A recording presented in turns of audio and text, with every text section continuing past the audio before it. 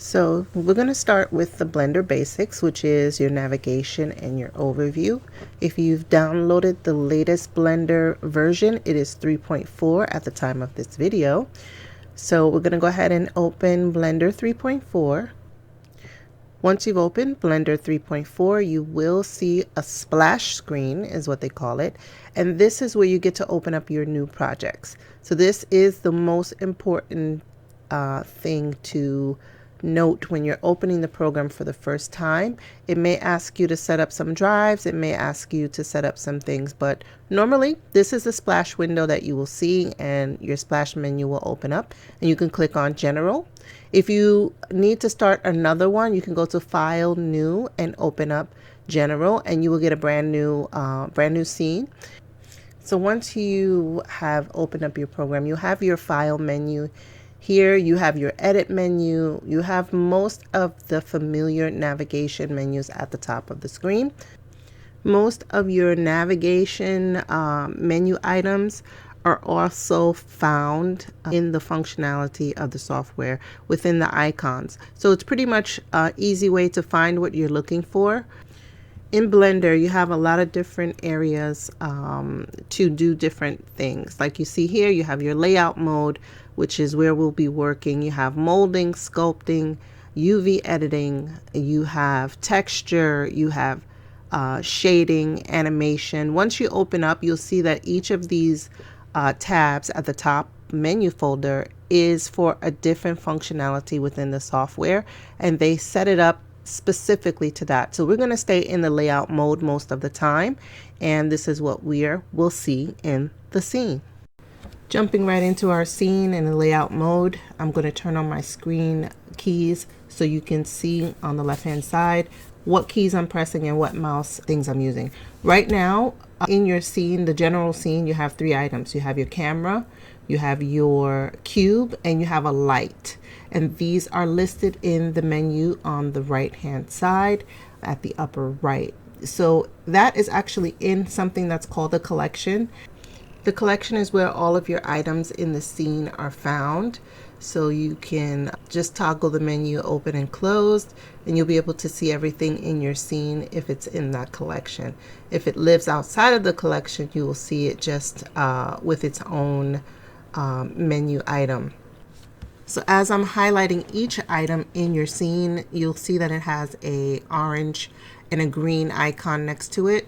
The orange color is telling you that it's an object, and the green color is what you can click on to find out the properties, the data properties of that object. So things are color coded so that it's easy for you to find the functionality for the object and the actual object itself. So you'll be able to manipulate either or within your scene. So as I highlight the cube, it is an object, and I can see as I highlight the camera, it is an object. And if I want to find out the actual properties of that object, I can just click on the icon below in the property data editor.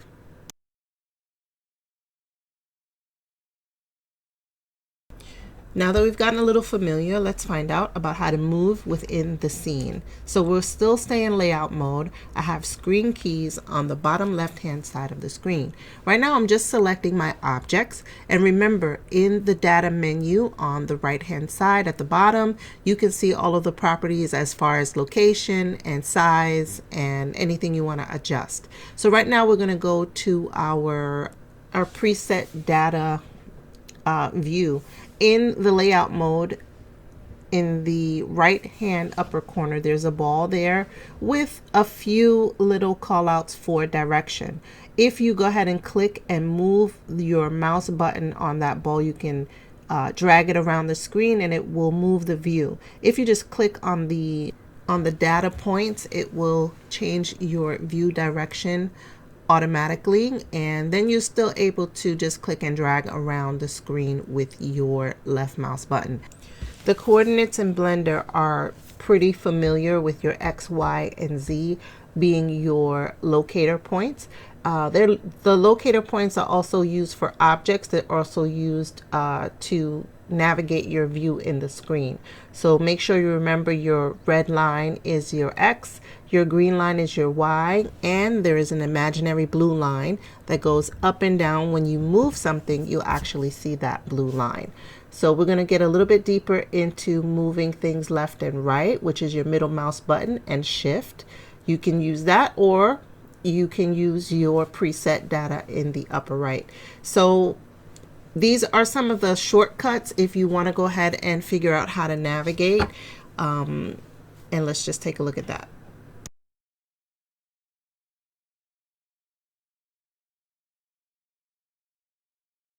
So we'll have a whole list and a link to another video you can study for movement in the scene. But now let's talk about the views and adjusting the views in Blender. So before we get into customizing your views in the layout mode, there is another key that will help you with navigation, and that is the tilde key. This is what I'm pressing to get the circle menu that you see here, where you're able to go ahead and toggle and choose any view that you want within the layout mode. One more point about navigation is these 4 icons here on the side. Your magnifying glass will allow you to zoom in and out. The hand allows you to pan around back and forth. If you just hold it down and click, you'll be able to see the movements. The camera there will allow you to see exactly what's in your window for rendering, and you have an option to change your perspective also. Now let's talk a little bit about collections. As we saw earlier in the beginning of the video, collections are where your objects live. So you can actually create a new collection just by hitting the plus sign on the upper right hand and rename it. You can actually copy things from one collection to another just by the copy paste menu if you right click it. And now I've copied the entire collection in another collection. So it can go on and on and on. And this is just a way for you to organize all of the things in the scene. So this may come up in our final project. In our final project, things will be inside collections. So please get familiar with opening collections, creating collections, and moving things around in the collection. This should help you see it's just a folder system. You can change the colors of the folders. You can rename the folders for whatever you like. Once you have the collections, you will start to add things. You can add cameras, you can add objects. Most people keep the collections to one theme or one type of object. So one of the things you can see is that when you add anything, you have these icons here. The eye will not show the object in the scene. The camera will not show the object in the render. So you can toggle them on and off according to what you want to see in your final render and what you want to see in your layout screen. Once you start your collections, you can start to label things the way that you want, and everything will move independently. They won't be connected in any way. So you'll be able to separate things and move them and group them into different areas. You can make a collection for materials. You can make a collection for objects. You can make a collection for just one part of your scene or another part of your scene. So these are some of the things that you will see in our final project.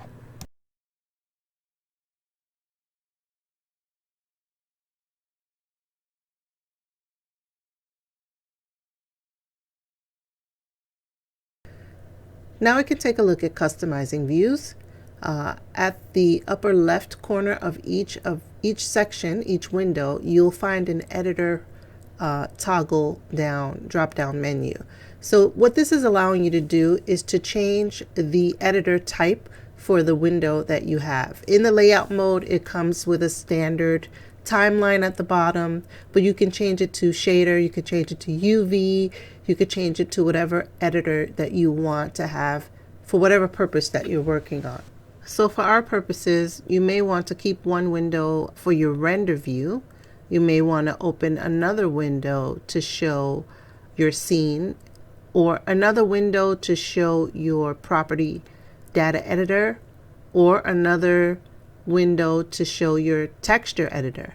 These are all customizable, and you'll find your way through the navigation. The windows do resize, so whatever data you need to see, you're able to scale the window and get everything visible on your screen. Blender has a unique way of getting you to be able to close the windows as well as split the windows. If you toggle and right click onto any gap in between your windows, it will give you a menu that will allow you to add new windows, customize the shape of the windows. The plus sign cursor is allowing you to access another window and bring it into your space. So Blender makes it really easy to go ahead and customize the size of the window and what actually is in the window. So we'll see this in our project, and this will give you a chance to customize whatever it is you're working on, whether it be materials, whether it be what your final render is going to look like, and all of your assets. So let's get into moving things around within the scene, which is vital for customizing your final project and what you want it to look like. On the left hand side of the window, you have your gizmos. The first tool is the selection tool. So whatever you select, you can just go ahead and highlight it, or you can click and drag as you saw me do, and it will select everything all at once. So that is your selection icon at the top of the toolbar on the side. And the next one, they are all gizmos for movement. So while you're in the 3D layout mode, you're basically doing a lot of movement and placement. So whatever you click on, you're going to get a gizmo that's going to guide you to, this one is just vertical, horizontal. You can click and drag it. You can also use the gizmo tool to move it on whatever axis that you want to move it on. So that is your move tool. The next tool is your rotate tool, and this will give you the rotation gizmo, which will allow you to grab it and move it in whichever direction. Again, remember X, Y, and Z. This one is a scale tool. The scale tool will allow you to scale the object in your scene, again, by the location X, Y, and Z.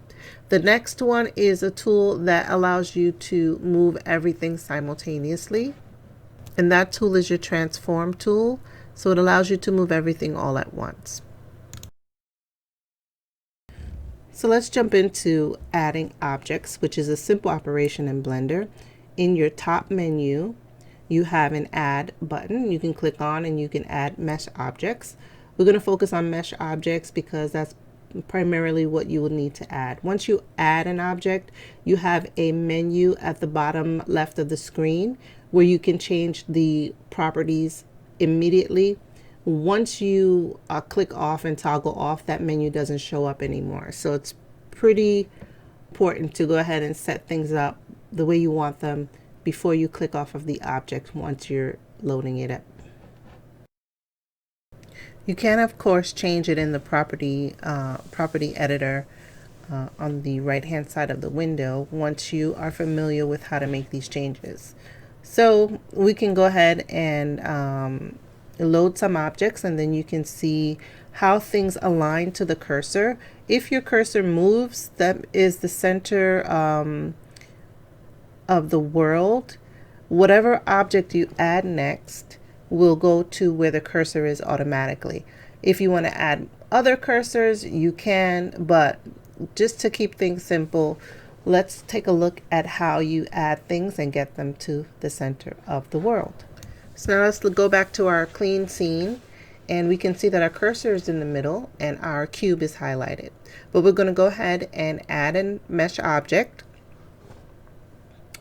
and we're going to add a circle, but the circle is not visible because it is inside of the square because they both have the same origin. So sometimes you might not see something if it snaps to where your cursor is.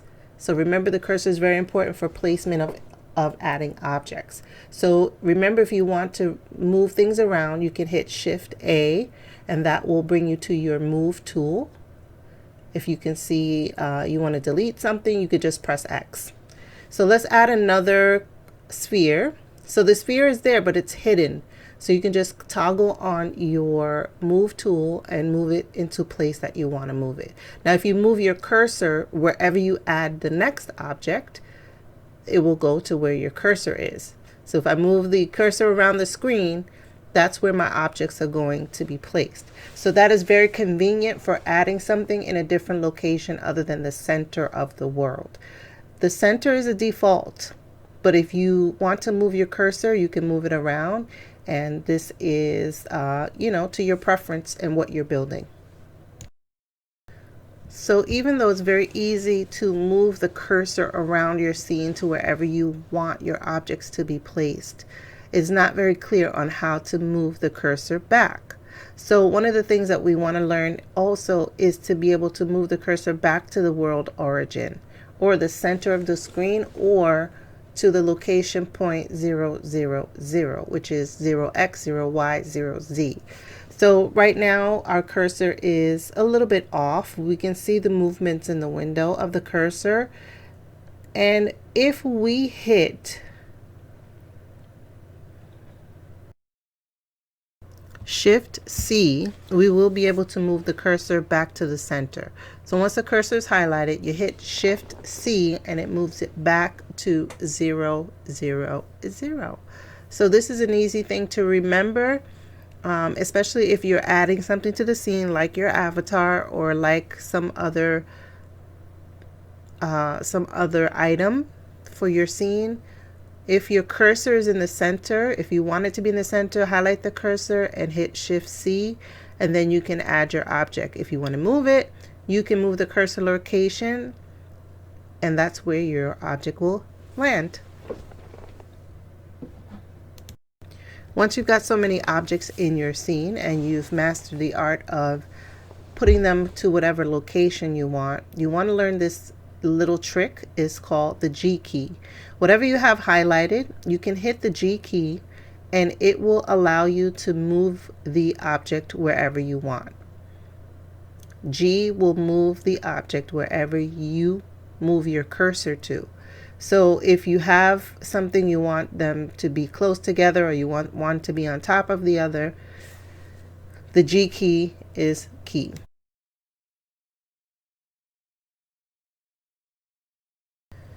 So the next thing we're going to talk about is parenting.